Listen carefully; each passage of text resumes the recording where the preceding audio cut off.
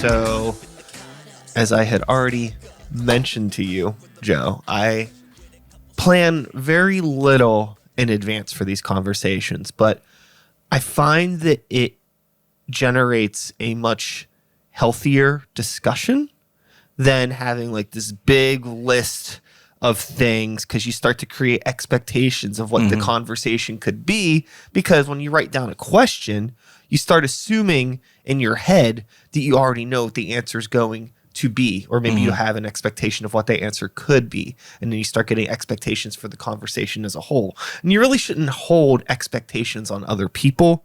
I find that it's not a good thing to do. It's not a nice thing to do. You should just, why does everything have to be an interview? Why does everything have to be monetized? Why do I need to have genuine human interactions on camera with cameras with people? Why can't I just, I've met you 3 minutes ago maybe, and now we're already in this very precarious situation. But we're doing this. And I imagine is, somebody who, whenever you were coming up, because I know that you do music and you probably spend a lot of time around creative people in the entertainment industry in different fields, right? Whenever you were younger and a teenager, the access to technology that we have was probably a little bit different than it is now. So yeah, for sure. So, before we introduce you, maybe I should do that. Everybody, please make some noise. Joe Hale's in the building. Thank you. Clap, clap. I just realized I was start to get in this some real deep meta conversation. But what is your view of what the creative world is, the life of an artist nowadays? Well, the life of the artist really isn't much different. As you were saying, the technology is, Sure. It's heaven, compared to, you were saying about the technology differences. My first 4-track was a little tiny cassette player that I would record onto and then onto a second cassette player. But as far as artists being able to do it for a living, or really in that regard, I don't know that much has changed, because there's still the same problems getting people there. Now it might be a little easier to, before with us it was stapling flyers and calling people. Even email has greatly improved that. Sure. But I think for people to make a couple of bucks, yet alone to make a living, it's probably just about as difficult, if not more so, because now more people can get the word out. So there's more to for people to go hear and see. So it might even, in some regards, be trickier now for somebody to break in. I loved the stapling flyers to the light pole. If we use that as a metaphor, the way that we promote music now, it's kind of like a light pole with infinite space. Yeah. Prior to, remember there's already flyers on this light pole. So either you're going over someone else's flyer or you're just looking for another light pole. But now everybody's on the same light pole, and it's not just bands, it's also, Tommy Hilfiger and Coca-Cola and Subway sandwiches. It's all advertising. It's all bottlenecked in this one thing. Yeah, it's so much to look at. You just get buried in the quagmire of stuff. Yeah, and I think that it makes it really hard as an artist to feel as though you're, for as connected as everything is, I feel way more isolated in a lot of ways now than I did when I was in my teenage years, because social media in the realm that it exists now for me wasn't really a thing until I was already out of high school. But I started doing music when I was 13, 14 and making beats and trying to get little events together with my friends. And it was still very much just make flyers, burn CDs, and just look for, walk around the mall, look for somebody else that has a cool t-shirt on. And that was all you had, And then So I pretty much, as I started to get into making music more and more seriously and more, I guess, air quote, professionally, whatever that means, social media was like developing alongside me.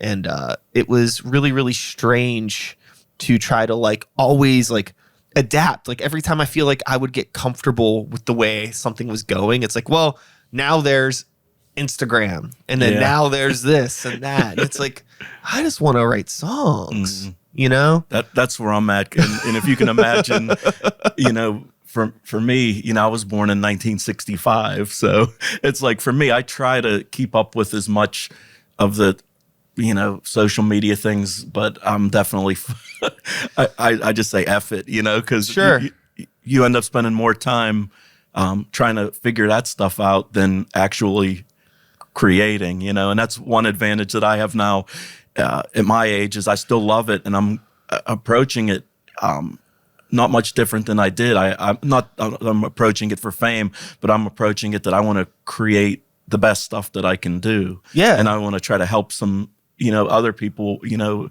in that process.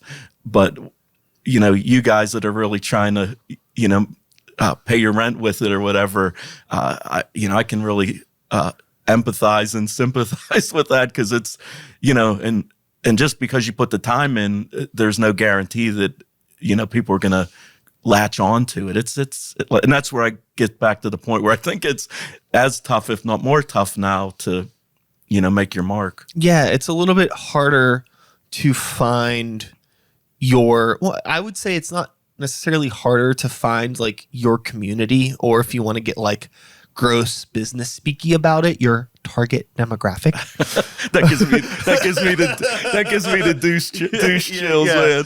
But I mean, but that's what you have to do if you want to make some money or attempt to make some money. And it's so hard because, like, I think that most people, even if they're engaging with you on social media, can tell if you are like phony or not. Like if you're genuinely trying to connect with people. And I think sometimes whenever your genuine intention is to just connect with people in like a, again, target demographic, they might feel like they're being targeted and not necessarily like you're engaging with them on a natural realm. But there's so much that's going on, like I said, with the clothing brands and fast food chains and all that stuff that's all in their phone on their screen at the same time. It's like, I think that sometimes I catch myself personally unintentionally like targeting when I should just be like, I don't know, just putting it out and hoping like for you the guys best. dig me, come see this. You know,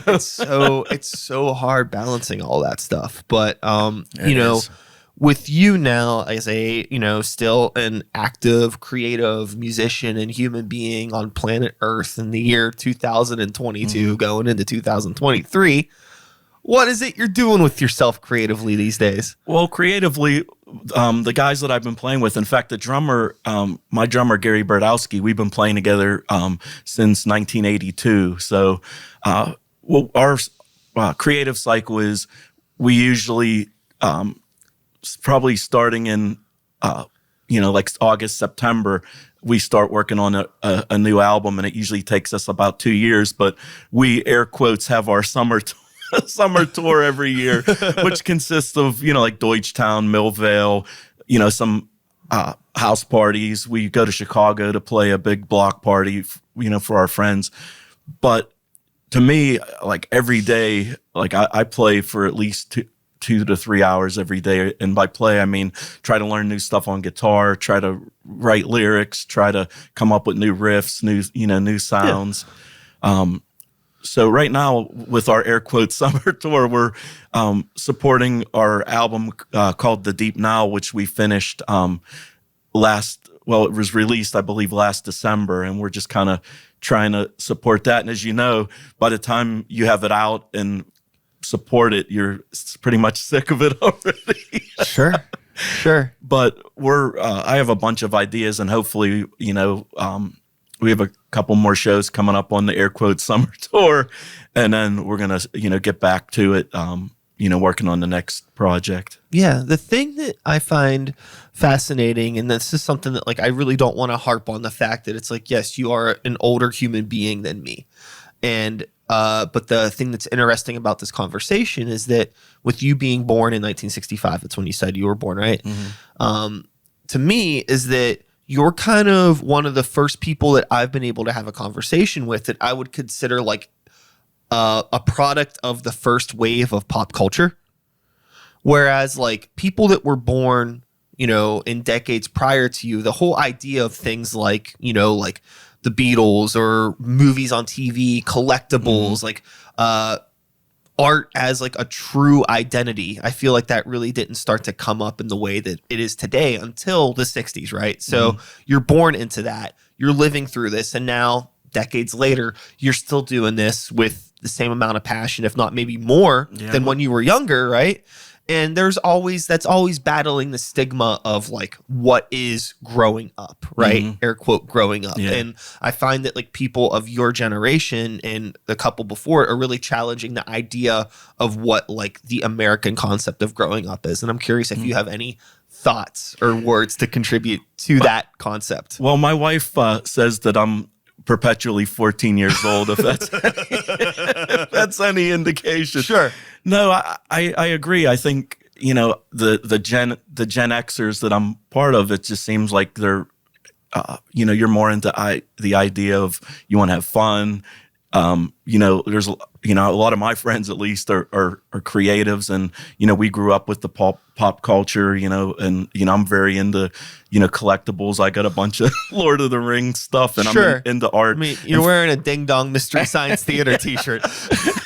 And how I consider myself as a technologist artist, because I'm, very in tune with at least audio, video technologies, and I have been, since I was a kid. But some advice that I can give to, some younger people, and I went through a time, when I was in my 20s, like if I don't do something with this by the time I'm like 33, sure, I'm done. And over the years, I've battled with that. But then, you see artists like, Neil Young, Iron Maiden, people that are doing different things. Drive-by truckers, they're like guys in their 50s that probably really didn't get a little famous till they were in their 40s, but they're creating like their best stuff as you get older. And it would only make sense that if you do something for, 5 years, you're going to be better at it when you did it for 40 years. Totally. Especially if you approach it in earnest, and you love it, and that's kind of,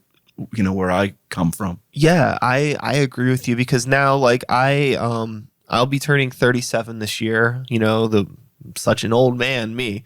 But I've gone through, over the past decade of my life, this sort of like, do I still want to be doing the kind of things that I do? Because arguably, like I play in like heavy metal bands and I make hip hop music and all of this stuff that's very like, in a sense, adolescent, youth driven culture type stuff. But I'm continuing to get older, right?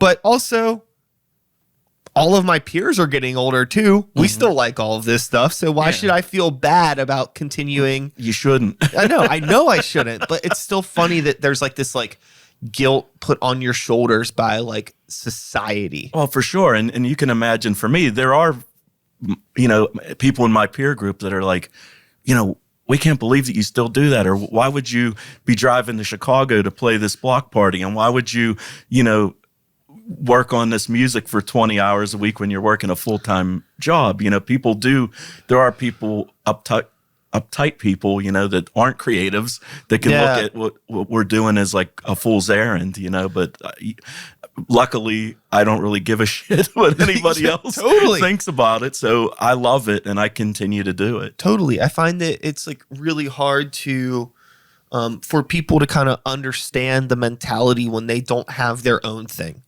And sometimes those people do have their own thing. I remember like having a similar conversation with somebody that was just like, why is this a focus of yours? And I'm like, well, they're older than me. And it's just like, well, you're like really into hunting, right? And they're like, yeah. And I'm like, this is my hunting. You find like a hobby that like, I actually make a little bit of money off of my hobby. And maybe every once in a while, maybe you enter some hunting competition, you make a little bit of money too, but you just enjoy doing it. It's not really like you only need so much money for things to work. And on top of that, it's like, how much success, air quote, do you really need? You know, I think that like for me, reshaping my idea of what success is and what I need to actually like be happy, like that's the end goal. Like, do I want like genuine joy and happiness in my environment, or do I just always want to be in this like need of like, I need more, I need to be more successful, I need more money for what? What do you really need? Well, it's good that you're coming to it a little bit younger.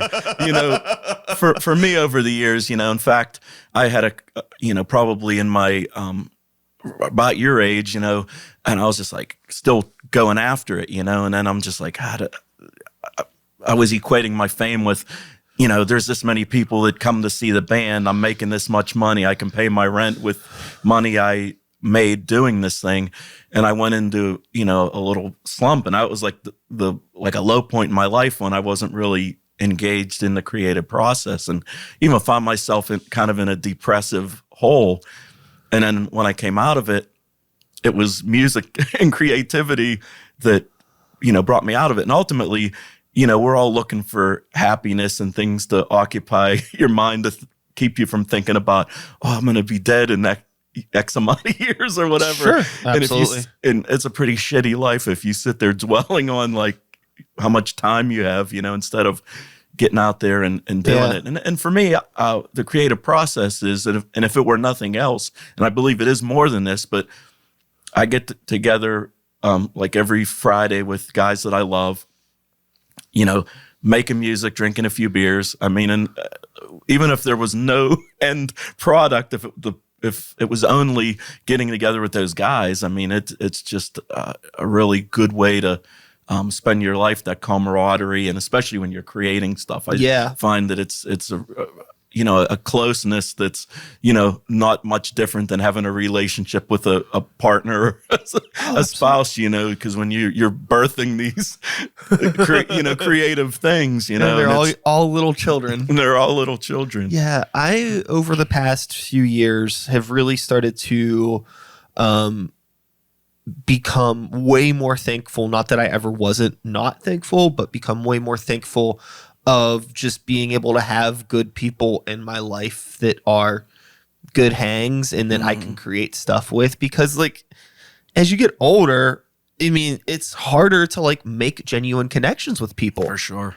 And if I'd say I can't even imagine how like somebody that doesn't have some sort of an outlet, whether it is like drawing or painting or art or hunting or golfing or whatever, you know. And I mean, what it doesn't matter what it is, but like, there's a lot of people that don't have those things, and then they become super duper isolated as they get old. And like, I have a huge fear of that. I really, really do. Like, that seems horrifying. So it's like a big part of the reason why like I continue to do the things that I do, and things like this podcast and the bands and all that stuff is like, I love making music, but I really don't care like what happens with it. Like, I want it to do good. I want to make the best songs that I can. I want to make the best podcasts that I can and curate the best conversations that are possible. But really for me, it's like the moment, like now, just having this conversation with you and with whoever else is here the next time I do this. Cause it's just like, I don't know, this kind of stuff like makes me feel alive, makes me feel like I'm part of something way bigger than myself, you know? And I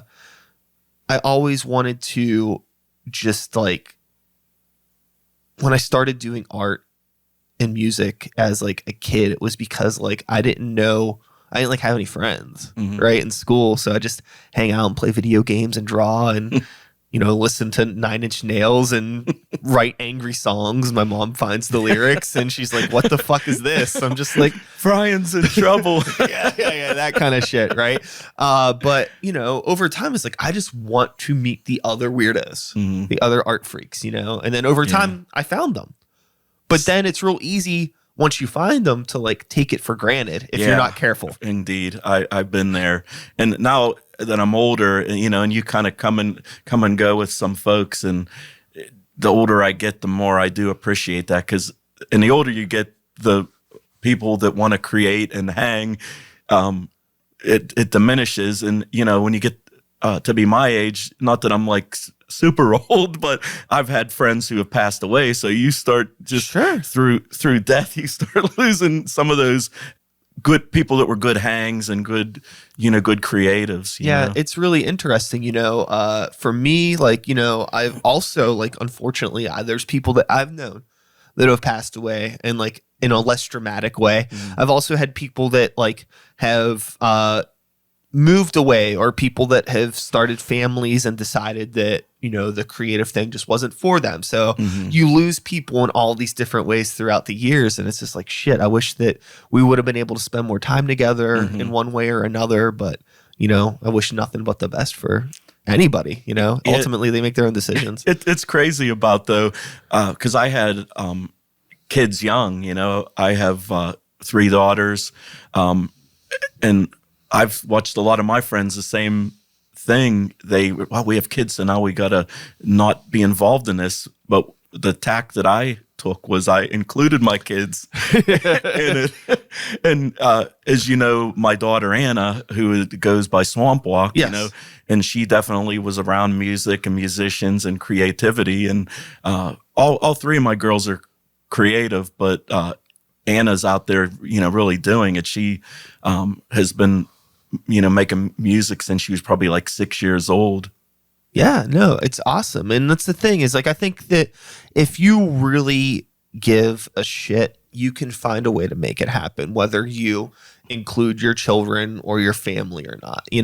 I play in a band with multiple people that have kids and all of this stuff, and it's not an issue.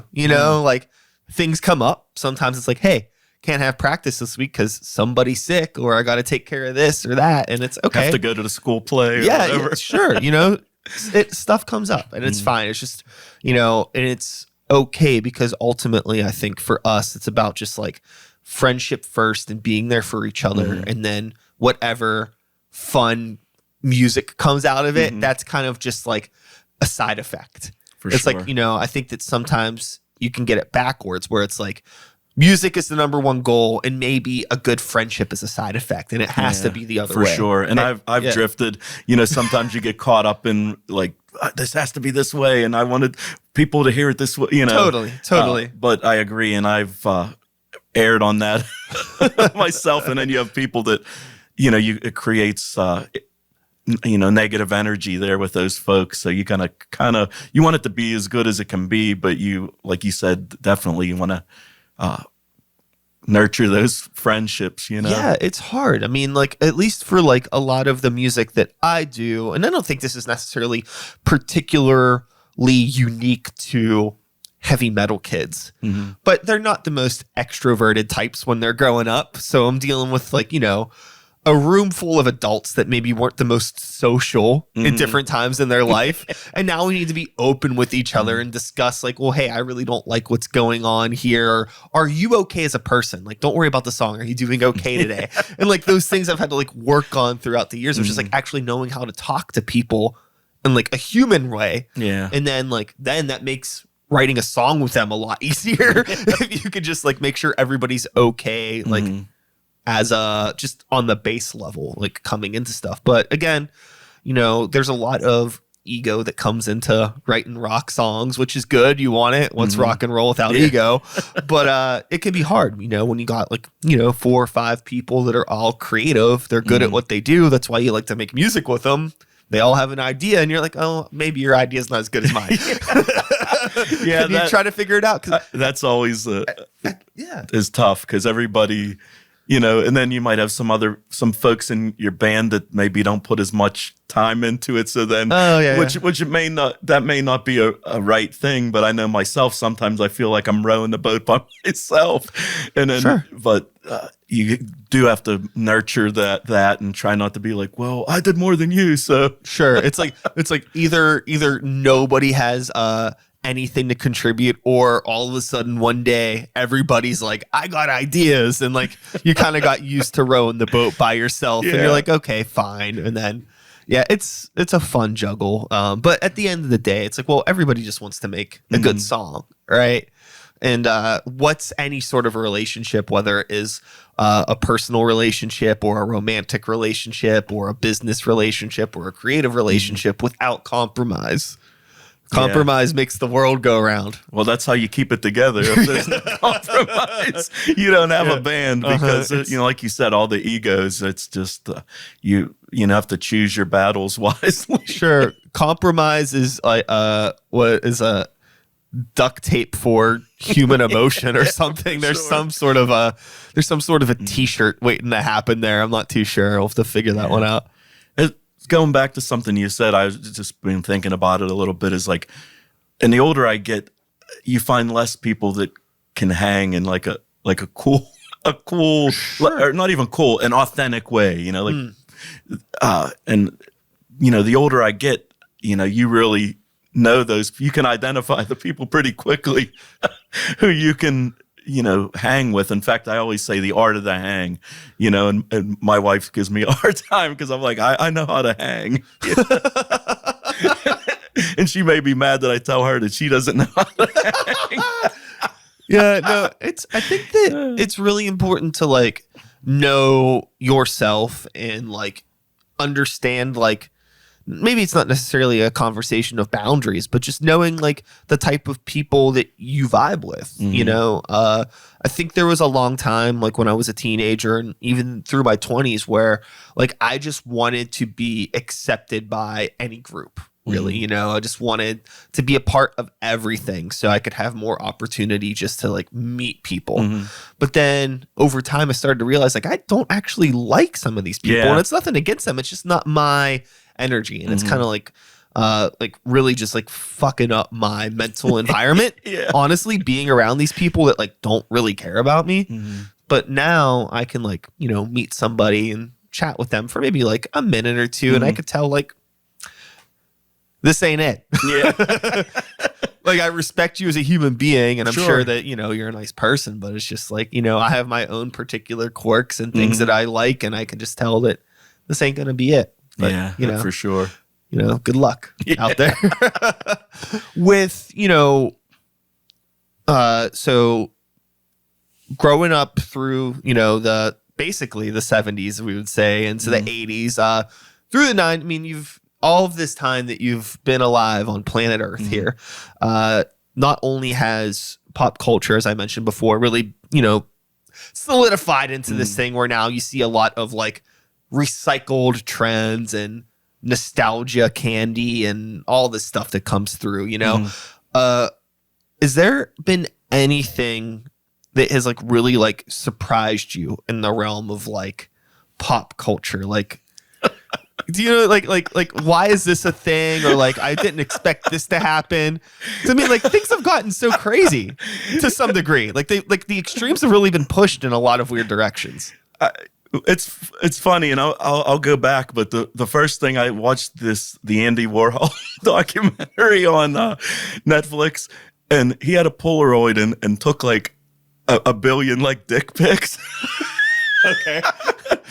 So that was something that was like, wow, that's, that was like before Andy Warhol, he like pioneered the dick pic.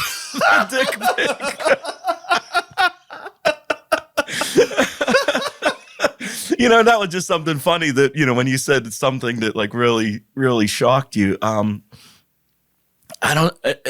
It all is not shocking or not shocking. I mean, I was, 13 in 79. So I was, like you said, I got to taste the 70s, and the 80s was my era. The whole hair. I mean, I like Judas Priest and Scorpions and, early Def Leppard, Judas Priest. I liked a lot of that.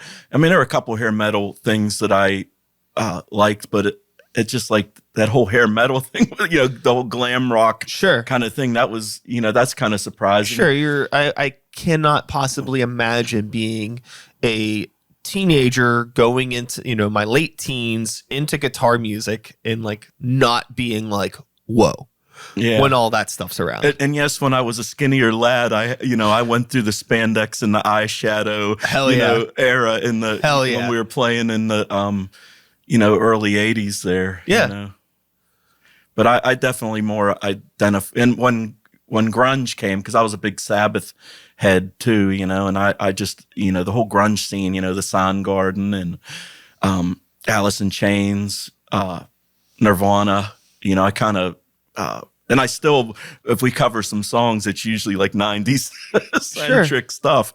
I really identified with the arena rock, Zeppelin and Sabbath, and then the 90s stuff, the heavier 90s stuff. I really, dug that. I know that there was kind of, because whenever, Nirvana, Alice in Chains, whenever all that stuff is coming into fruition, I'm like, maybe like, I'm like 5, 6, 7 years old. And like, quick background, my parents were really young when they had me, so like when all of that stuff was coming out, like, my dad was in his early 20s. So he liked Megadeth and Iron Maiden, but also like, White Zombie and Smashing Pumpkins, basically anything like 90s alternative rock he was into. So I grew up with all that stuff. And that was awesome then. And oh yeah, I loved all that stuff, but it was really cool because like my dad was the type of person that would listen to, Judas Priest and Nirvana. It didn't matter, right?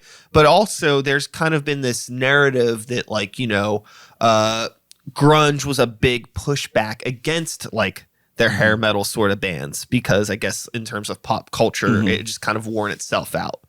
But I never felt like those worlds were all that different to me outside of the aesthetic. As somebody, who was in it as well, but just a little bit older.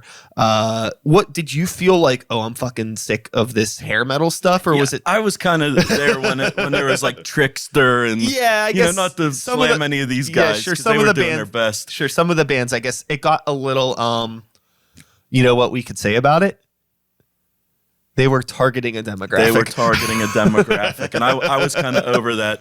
And then some of my friends like, oh yeah, wearing that spandex and just giving you shit about totally the more femme aspect of the of the genre. But it was the 80s were crazy. Sure. There was a lot of decadence, and we were talking about decadence. What a word to use. But one thing that sucked about the 80s, which you guys and I haven't seen, when you played, you needed to bring a huge PA in production, because if you would come in with 2 speakers on stands, like people wouldn't take you seriously. We're lugging around the Marshall stacks, and we had probably $30,000 worth of PA and light and $30,000 worth of, we had a pretty big loan out for that stuff, and we're going anywhere you would play. You could play in a room this size, and you're going to bring in this, 8 PA cabinets. It has to look it has like to a certain part. It has to look like a certain thing. Yeah, I totally get it. And I was glad when that, okay, this stuff sounds good and it's small. Okay, and people aren't like, well, these guys must suck because they're not bringing in, this wall of building worth of PA and amps, Yeah. I could definitely see and understand and empathize with that. And when you're your own roadie too. Sure. Yeah, absolutely. Yeah, it seems like there was a unnecessary level of excess. Yes. Throughout That's the 80s that I suppose that I'm glad isn't a big thing. One of the things that I miss now, and I actually talk about this a lot on the podcast in regards to like whatever you want to consider rock music, because rock music today is a lot different than, rock music of the past. There's plenty of bands that barely have guitar in their songs, and it could be considered rock music to the teens of today. That's fine. I don't care. Call anything that you want to. But one thing that I really miss about rock music is that lack of like ego and attitude, and just sort of like, not necessarily $30,000 worth of unnecessary stage equipment production, but just like, I still like, even though I don't necessarily miss spandex, I like, oh, we look like a band. There's some sort of like extremely over the top production sort of thing happening, and we have attitude, and we're just giving a show, and that 1, 2, 3 kick. Yeah. It doesn't really seem like as much of a thing now. That's like one of the things that kind of like bums me out about a lot of the grunge stuff is like, well, these songs are great, but I liked, I don't know, I guess some of those bands still had their own attitude, but it like over time, it really kind of, I don't know, it seemed like the years just took a Brillo pad to rock music and just really smoothed everything out. And now I'm like, I don't know, I have a really hard time like enjoying new rock music, but is that just me? Like, am I gonna be like the old curmudgeon type that I hated when I was a teenager? It's probably a little bit. Is it turning into that? Because I mean, like, do you resonate with any young people music? That's not. Yes, it would be. Now you're gonna ask me to to name some. No, I'm not going to at all. I'm not going to at all. No, I try not to be a curmudgeon, but I think just, you know, as you said, as being a engaged, earnest human being, that, you know, you've lived through things and you build a fondness to things. And then when you run into something that's not that, and you see all these other, you know, these younger people that are, you know, bonded to it and they love it, and you're like, I don't get this. You know? Totally. Yeah, I think that it's just, I think it's natural for styles and tastes to change throughout the decades. And I'm not going to give anybody shit for what they like. You like what you like. You know, there's a lot of stuff that I genuinely love that is probably objectively bad. If there was some sort of a definitive scale for what good or bad music is, which I don't think there is, but if there was, a lot of the music I like would probably end up being bad, according to like scholars or whatever, right? You know, but it's just like, you know, is this music making you feel the same way my music made me feel when I was a kid? It is? Okay, cool. I try to take it that way too, because I'm thinking if these kids are, you know, it's making them feel how I felt, and I you know, that's why I don't.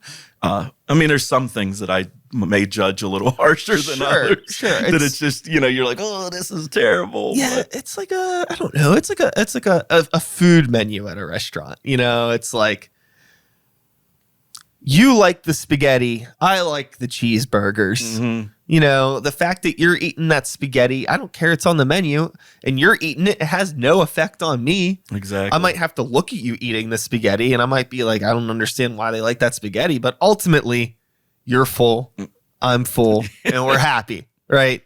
So that's it. For the record, I do like cheeseburgers and spaghetti. Okay. Just saying. I don't really have a beef against spaghetti. I like everything. Yeah.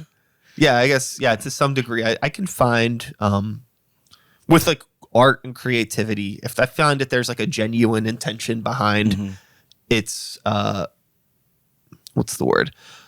If there's a genuine intention behind why it is being made, cool, great. Yeah. Do it. I agree. Do it up. And I think, to me, you know, we were talking about marketing and, you know, demographics and things. It's like, it seems to me like you tend to find more earnest work, you know, with, you know, local bands, you know, less, something with less money behind it, maybe. Yeah, it's very similar in a way to, I mean, because with a lot of, we'll just say like signed bands or bands that have managers and PR teams and producers, it's not always their voice 100%. It may be marketed as their voice, but it isn't their voice. And when you have a local band, you're kind of getting like a really unfiltered view of that person's mind because it hasn't been distilled through X, Y, and Z of whatever the machine may be, you know? It's very similar to like a drawing that like a 5-year-old does, and you're like, what is this? It's like they have no real understanding of like proper technique or what they're trying to do, but you know, they're gonna still try to draw a train anyways. And like, I find it sometimes a lot more fascinating to look at that and like the intention behind it why they did it versus somebody that has all of the resources and knowledge in the world. It's like almost not even interesting to see like, oh, this painting that's super photorealistic and looks exactly like this thing. Wow. There a lot of talent went into this and stuff like that, but ultimately, like you just recreated something that I don't have to think at all about this. Yeah. And sometimes with like young art and like undistilled, we'll just call it like underground art, you know, you get just more of like a genuine human, a receipt of human intention. Because a lot of times that stuff hasn't been targeted, using that word again. It's pure. Yeah. And I dig like the purity of it. And even this year, the folks that did the Millville Fest, they made a playlist of all the bands, and it was whatever 70 hours long or whatever. It was a ton of stuff. But I found myself, I have an hour each way commute from work each day, and I listened to the hell out of that thing for the better part of a month. And man, there's like so much good music like in this Pittsburgh proper area, so many stuff that had I not listened to that playlist, I would have never heard any of it. There's a lot of really, really good things. And we were talking about the scene and making it or making your mark. One thing that I love about how it is now is you're almost expected to play original music. Not that there aren't still a ton of cover bands, but when I was coming up, other than like Donny Iris or the Silencers or House Rockers or somebody that, already had cachet, like you couldn't get a gig playing original music anywhere, and now it's almost like if you're a cover band, like the festivals are like it's originals only, which I love, Yeah, that is something that I have thought about from time to time because I've spoke with other people that were playing in bands through the 80s and the 90s before, and they always talk about like, oh, like we got started playing covers and then just started sneaking in some originals here and there, and it's just like, what? Like I never even would consider that, but I just come from a different generation. And if you had to play, when you did get those gigs, they were like, they wanted you to play for 3 hours. You play like 3 1-hour sets. And if you snuck like 3 originals in there, you were probably pushing your luck. Yeah. Yeah. It's definitely, I definitely think the Pittsburgh scene is much better now as far as from a creative sense. Like I said, it's still hard to make any money or, really keep something together, when you're not getting famous or making a lot of money doing it. Yeah. With, the time that you've spent just being not only a curator and creator of music and learning, you're still, I imagine, a sponge to some degree because you are interfacing with new music all the time. Like you just mentioned, listening to that playlist. Is there anything like over the years that you've kind of surprised yourself by getting into, whether it is creatively or just like personally listening to? I mean, even, when I consider myself a hard rock metal head would have been how I came up too. But lately, like I've been trying to learn some more like jazz stuff, like country chicken picking, just anything that I can't do on a guitar. Sure. Like, yeah. I see or hear somebody doing it. And I was like, I want to learn how to do that. And now, which is amazing. You go to YouTube and, what you would have spent tens of thousands of dollars on to have access to, be it through lessons or books or videos or whatever, it's all there. So you can really, there's no excuse to not be able to do anything that you want to do. Or at least to not try it. To not try it, exactly. Yeah, it's really interesting how when you're a musician, we'll stick it with this specifically music. As you get into it and you want to continue to learn and develop your skill set, how like challenging your technical abilities can unintentionally get you into different styles of music or introduce you into different things. I remember like being at like a bluegrass night one time. This was years ago. And it was like, oh, bluegrass is bluegrass. I don't care about this. I mean, it's a thing that exists. But I'm hanging out with some friends and drinking, and I'm watching these fucking guys play. And I'm like, they're shredding way harder than half of the metal bands I've ever seen in my life. I am here for it, just like loving it, just getting in. I was like, they have the strongest fingers I've ever seen in my life. It's so intense. Yeah. Really cool. I felt when I worked at iMark CBS for a while, and my boss there, he played upright bass in this bluegrass band, and every weekend he would go to these festivals, and that's kind of the same scenario that you had. I went to support him, and you camp for the weekend, and you just watch 40 of these bluegrass bands, and then in the evenings they have these campfires where all these guys are sitting around a campfire and they're just crushing it, like as far as like technical ability.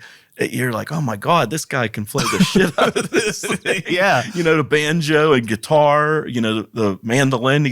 People are just, like Yngwie Malmsteen level. Totally. It's so fun how like ultimately at its core, like the only thing that like separates like different genres of music really are just like just the aesthetic and how it's presented. But still, it's like music.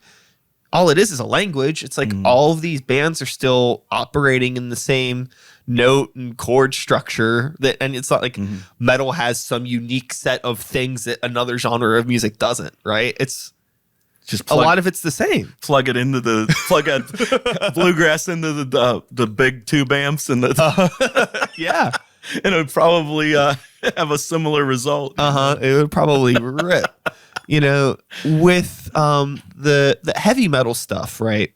I'm curious on your take of like how extreme a lot of heavy metal stuff has gotten. Because like, I mean, there was a time frame where it was like, oh wow, like I can't imagine like my dad, we've talked about this of just like, I can't imagine there being anything heavier than Slayer. Right. And I mean, there's a lot of stuff now that makes Slayer seem like bluegrass to some degree. For sure. And I'm curious like what your threshold is in terms of like the extreme. The stuff that like I listen to, to anything. I think your band is awesome, and you guys must practice a ton because a lot of that stuff is pretty intricate to hit. Sure. I wish we practiced more, but I appreciate the compliment. But like for me, it was the heaviest, the stuff that like blew my skirt up was Slayer, Megadeth, Metallica. When Metallica came out, you're saying about stuff that changed things. Like my brothers are like 5-6 years younger than me, and that was like their sweet spot. When Metallica came out, I can't even fucking imagine. There's two things. Like, okay, so the time machines. If that was possible, I would want to go back in time and see Van Halen play some of their earliest shows, and then I would like to jump up a decade and see Metallica. Yeah, it's just what they did. It's crazy, and I think because there was nothing like it at the time. It was so just like, holy shit. What is this? Yeah, and like with like Metallica specifically, it's so interesting how they were really able to make extreme music, technicality, sonic intensity palatable to such a wide demographic. For sure. Without being like targeting. You know what I mean? Like it's just like there was nothing else like it. So they weren't trying to emulate anything, and they just naturally created this thing that like changed the landscape of music forever. For sure. Really cool. Well, speaking of Metallica, okay, since we're talking about Metallica, people hate Load and Reload, those two albums. What do you think of the Load and Reload? I think that there's a really great album between both of those. Okay.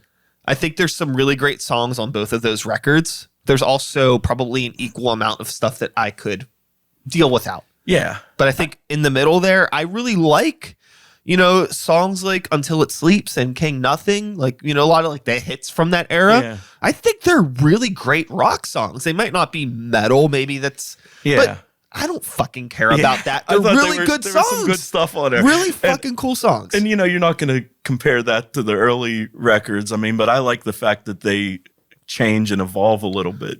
Honestly, I know that like through the time Metallica has leaned back into like their more kind of like thrashy, fast roots with their more modern stuff. And that's fine. That's made the fans happy. But I would have loved to just see them progress and grow into becoming like a really good rock band. And I mean, I don't need them to keep trying to write Master of Puppets again.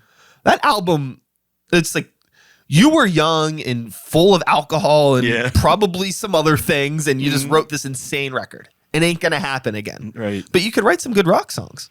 And people also seem to hate that one that they did with Lou Reed. I thought there was some kind of interesting stuff with that, too. You know, I'm going to tell you this about, that was Lulu, right? That's the name of that record. I remember I only listened to it once when it first came out, and I was not emotionally ready for this, and I haven't given it another listen since. I think that I would only be interested in listening to it because that's a very artistically, I think there's a genuine artistic intention behind that project. They weren't trying to capitalize or cash in or, again, target anything by recording a weird fucking rock record with Lou Reed. Nobody asked for this, but they decided to do it. So I would love to go back and listen to it. And I mean, I don't know if I would enjoy it it's genuinely, but I think that it would be worth interfacing with. As a creative, that's where I took it from. I was like, boy, I'm not tapping my foot to this, and I'm not going to play it over and over again. But boy, this is pretty like weird, interesting in a super weird way. Yeah. It's like that would have not been on my like a bingo card or any sort of like. You would never think that would happen. Yeah, and but. So we were talking just about like the extremity of like where music has gone, especially in like metal, and like it's so funny because the genre always needs to outdo itself. Like I could play guitar crazier than you, I could play drums crazier than you, I can make my voice crazier than your voice, and it got wild. It got wild. Even I honestly have a threshold for intensity to a point where it just feels like this is like gone beyond art, and now we're just trying to make insanity for the sake of insanity. We tend 2 steps lower than you on an 8-string guitar. Sure. And our Cookie Monster voice is 3 octaves lower than your Cookie Monster voice. Sure. I mean, some of that stuff can be done really cool, but a lot of it just like burns me out, And it's like I would much rather listen to probably like, Load era Metallica than some of this other stuff. Because like as I've gotten older, I stopped caring so much about like the technicality of the performance and more just like the nuance of the songwriting is what's important to me. Like I just want a good song. Like I don't care like what kind of like, I mean, nothing against people that, are really into making like handmade sauces and rubs and things like that, but it's just like, and this is what I'm getting into, is like burgers, right? Like I don't care like what you did to this burger and what kind of barbecue sauce is on it, or like where the it might be a really good burger, but sometimes like I just want a fucking burger and I just want to hear a good song. Everything doesn't need to be fancy. No, if you interface with fancy stuff all the time, and I could say this personally because I feel like there was a time in my life where it's like I need everything to be like very artistically motivated, and everything needs to be cool and technical, and my prog phase, I guess we could call it, right? Which I think it's important to have like a knowledge and understand that stuff. But now it's just like give me like a 3.5-4 minute song, something simple. I'd just rather listen to that. Yeah, I'm with you. And I was talking about, for me, I'm always like trying to get better, like technique wise. But I think as I've grown as an artist, I really try to play everything that serves the song. I'm never like, hey, people will be blown away with this like Eddie Van Halen type riff or whatever. So I try to, play and write things that go together. It doesn't have to be the fastest or a million notes. I want it to serve the song. Yeah. The thing that I've found that happens a lot, especially in like rock and metal, in this chase to like impress with your songwriting, you'll have a lot of songwriters that write things that they can't really play. They can maybe get it once in a while, or maybe they'll get it in the studio, and then like you see it live and it doesn't like, it's not the same. Yeah. And it's like, sometimes it's like it's like your eyes are bigger than your stomach in a way with your songwriting. And it's interesting, like trying to like catch people doing that and being in a creative environment with somebody. It's just like, I know what you're trying to do, but you've been playing this over and over and over. And I think that maybe we should just like scale it back to something that everybody can actually play and understand. Yeah. That's the other thing too. Like, fuck, like I've had like bass players that are like, they want to play all of the same intricate notes that the guitar player is playing at the same time. And it's like, I guess, I mean, like it sounds cool, but also if you were just playing like the simpler version of that, it would sound exactly the same because everybody's turned up to fucking 13 right now. And I feel like we're just like, it's like wasted effort. These are diminishing returns to some degree with like how much effort you want to put in versus like what is actually being digested by the person that's like listening to the song. Yeah. And then, when I was telling you, when I was, checking out some of your videos, it's like, do you pull these, can everyone play, in unison here or harmony, 10 gigs in a row? Or are you going to hit it? Yeah, totally. Or did you hit it, 6 gigs or 3, sometimes, like you said, it's just, it's not repeatable, it makes it hard to play stuff live. That's the thing that, like, I mean, particularly like with Grey Walker, and I think that we've been really good about this. It's just like writing what we know we can play, and just being very open when we're writing songs and practicing with each other. Just like, I don't think you should do that because I don't think you can. Yeah, and just like and it's no like hard feelings. It's just like, look, like we all want to make the best song possible, right? We all want to be able to play a show really good from start to finish, right? Right. So maybe there should be parts in these songs, even if it's not technical to look at. Think about this. It's a break for you for about 25 seconds, Just headbang a bit, play something simple, then we can go back into the craziness. Yeah. Dynamics. If it's crazy all the time, none of it's crazy. Right. You got to surprise people. There's a quote that Evan, our guitar player, has brought up. I think it was Evan, or maybe it was Joe. Somebody in my band brought this up. It was like Sting, I think, said it, just talking about songwriting and how like every good song should have a surprise in it. And I think that that's something that like we really like embody a lot, is just trying to like make sure that there's dynamics and you can't just be like all the time, because again, like there's just like, if it's like that all the time, then it's just, it gets numbing, I think, to the human mind. You and like shut your brain off. Yeah, and it's like, again, like I think I try to think a lot too about going back to Metallica and like how they were able to like do this creative thing but still make it like palatable. And I definitely think we're probably a few degrees under the palatability of a Metallica, but still with like what we're doing, I still want it to be like enjoyable. Like I want, like if we're playing at Millville Music Fest, I want there to be somebody that has like never really seen a metal band and they'll like enjoy watching us because we're putting on a good show, and it's not like the most violent thing that they've heard. I want it to be fun to some degree. With some kind of volcano bubble or something. Sure. Conking them over the head. Sure. Absolutely. With, continuing to play gigs and write songs and all of this stuff, have you found yourself, I mean, you're still just kind of exist in this rock world, right? Yeah. Do you ever like, as a creative person, venture into other genres of music just for like personal sort of exploration? Myself personally, I haven't really written a ton of stuff because I've been mainly collaborating, with the guys that, I'm working with. But, I often think of, doing something, more like dance oriented, a little more electronic, maybe do something that's a little more like hillbilly country. Okay. Some, tuned to C. heavy stuff, Totally. And I mess around with it, but that might be a good challenge for me if you're saying you're just like kind of hanging out in the rock world. And we often joke that we're going to do a dance album. That's great.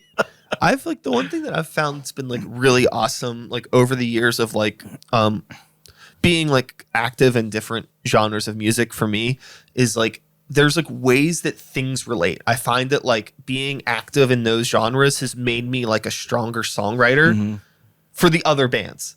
Cause like I'll be like working on something with Normal Creatures and then I realize I'm like, oh, this is like a very parallel problem that we were having with something in Greywalker. And then just like taking what we learned from like a mistake in another project and applying it to this one. And then it'll happen on the flip and just like, I don't know, it all resonates even though my three bands are three very different styles of music. It's still music. Yeah. Right. And it's still like, we're still just trying to write songs. And I think that the way that, the general structure of what a song should be and the journey that a song is, I always think of them like roller coasters. And, go up the hill, go down, some fast parts spin you around a bit, break in the middle, go back, and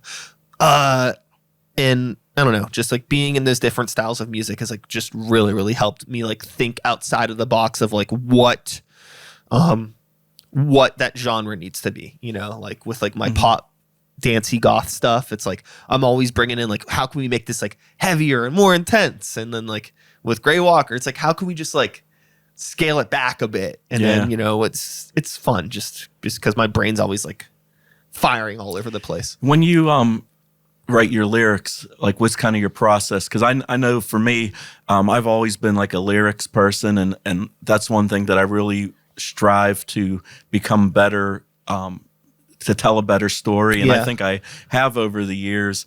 Like, what's your process? Like, how do you, what's your storytelling approach, and how have you, over the years, changed or improved in your approaches? These days, I have a really hard time writing lyrics unless I already have the music, because I think I spent a lot of time just kind of like trying to like, I would just write lyrics about whatever, I would just write to write. But anytime I would try to like just fit that to something, it never really like gelled in the right way. Because I'm a very big like, I try to think about like the rhythm and the cadence of the music and how the lyrics dance with it. So that's why I always want like the lyrics to be not like an afterthought, but like I find that like the music is the most important thing. It's like, what's the groove of this song that's going to lock people in? Then I need the vocals to tie in to the groove of that. And then from there, how do I make this rhythm or this melody or this idea that matches with the music? How do I tell a story from there? Yeah. So it's kind of weird. I'm almost like sometimes like I will put together like, oh, okay, well, like I know I want this many syllables in this sort of a pattern. Like I'm like really thinking about it very mathematically, to like lock it into this rhythm.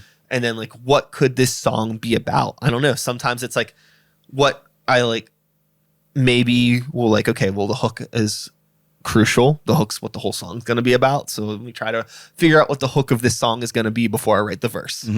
But that's not every song. Every song is different because there's times where I just have something that I wrote months ago that happens to fit perfectly with a song. So it's different all the time. Do you ever have, because this happens to me fairly frequently, like you're almost like channeling these lyrics, like you didn't even really think about them. They just kind of came through. We have a song on this latest record. It's called Pittsburgh to Valinor. And, in a beer-fueled, right, we just basically start jamming when we're writing. And this song, I wrote pretty much the whole song was jammed from front to back. In the lyrics, I changed maybe a couple of words. But it's, like a 6-minute song with a fair amount of lyrics in it. That totally. Just, they were all there, and I didn't think of that shit. It just like kind of came through me. I remember one time, this was when the Beehive was still open in the South Side. I remember I went in there to sit down and write one day, and I was in there for maybe 2-3 hours at most. I had sat down with nothing. And then when I had left there, I had made an entire beat on my laptop, structured an entire song, and wrote pretty much all of the lyrics to that song in this very short amount of time.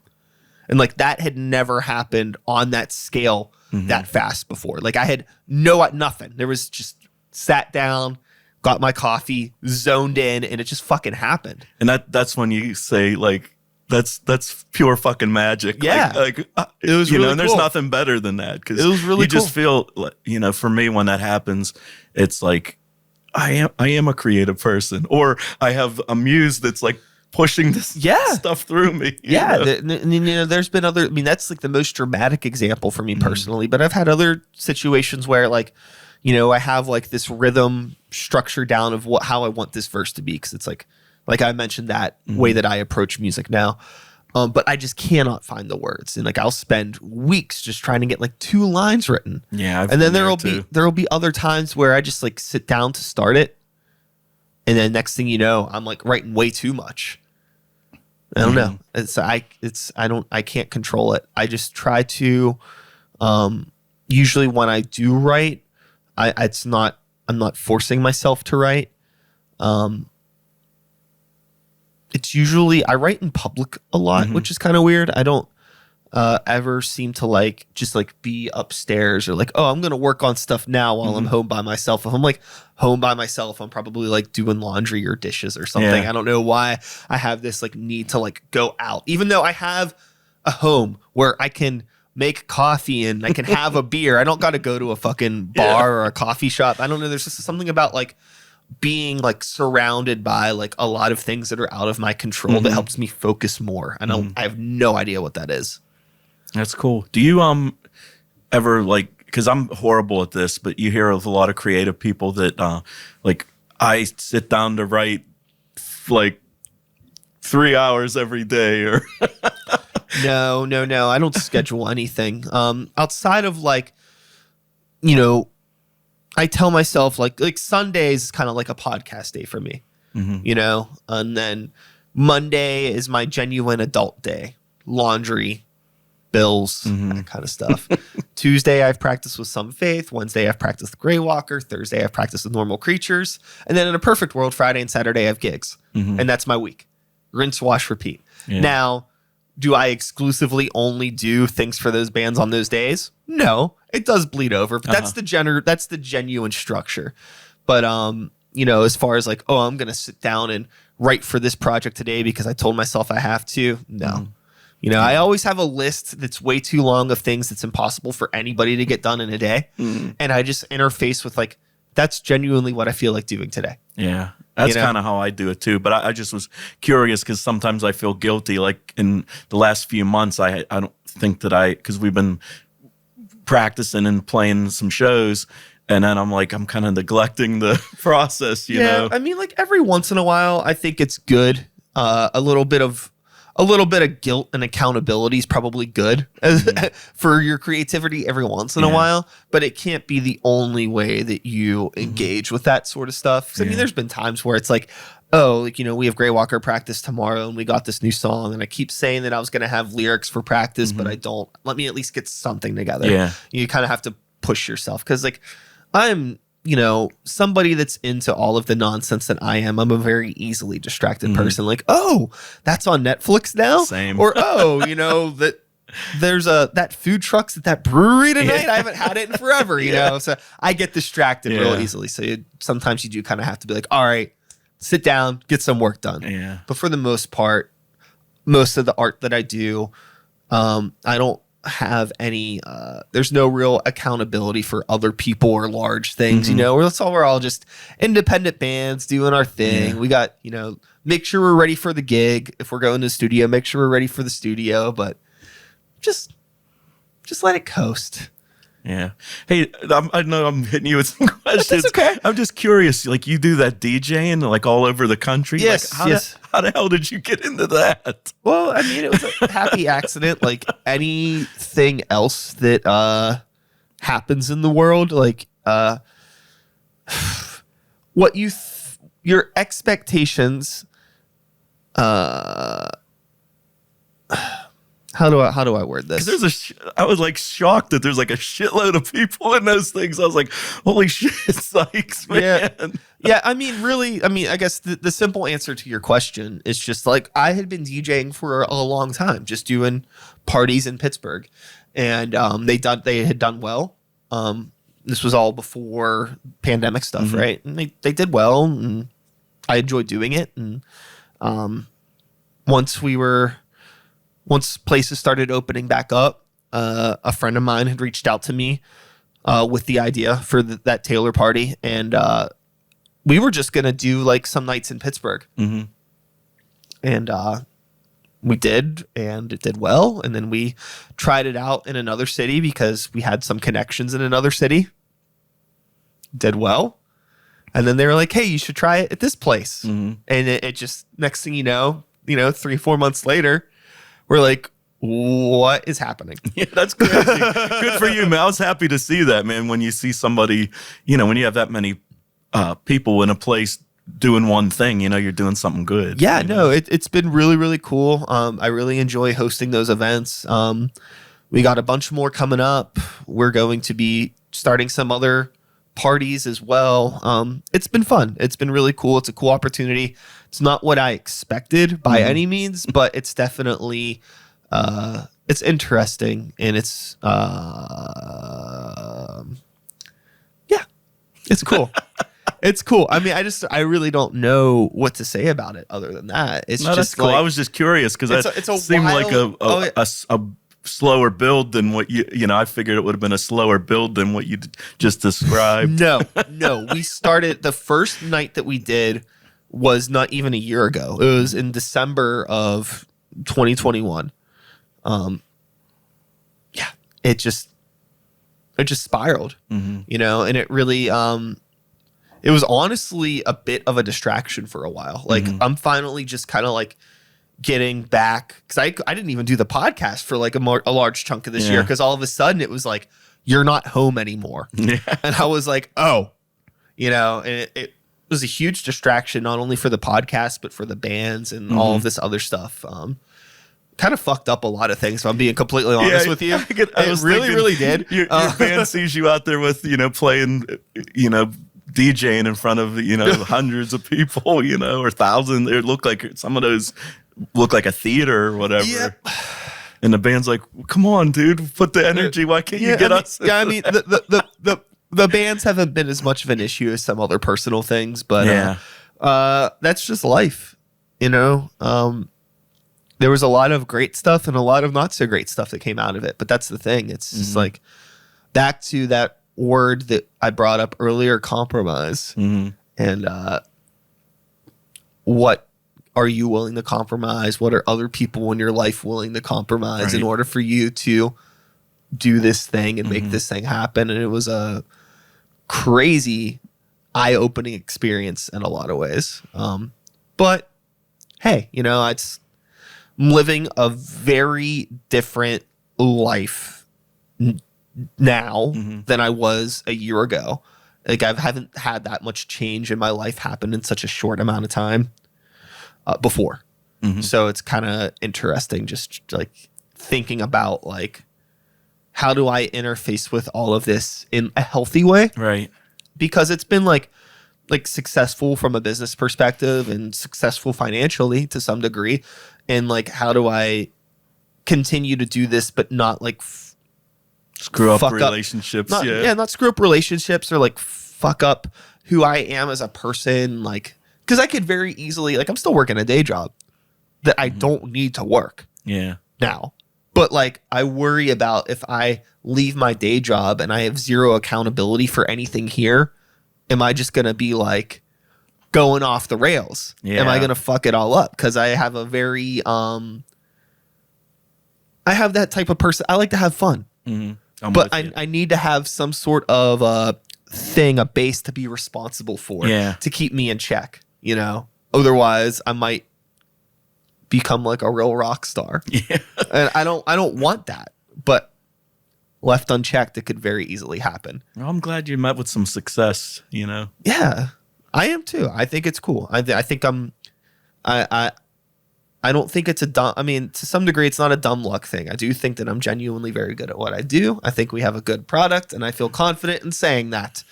But it's interesting now just because it's like, it could still go away like that if I'm not careful. The entertainment industry is so fickle. Mm-hmm. So just trying to be very cautious and not take anything for granted and still remember that I still have friends and people in my life that mean a lot to me. And I don't want that to get away from me either.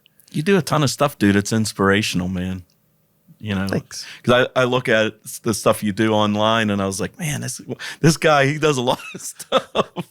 Yeah, it has been a lot. On the back end, it's been pretty exhausting just trying to figure out how to balance all of it. Honestly, you know, with the internet, you get to kind of pick and choose and curate what you want to share with the world and what you don't. And there's plenty of horrifying nightmares that don't get shared with the world. Trust me, that's fair.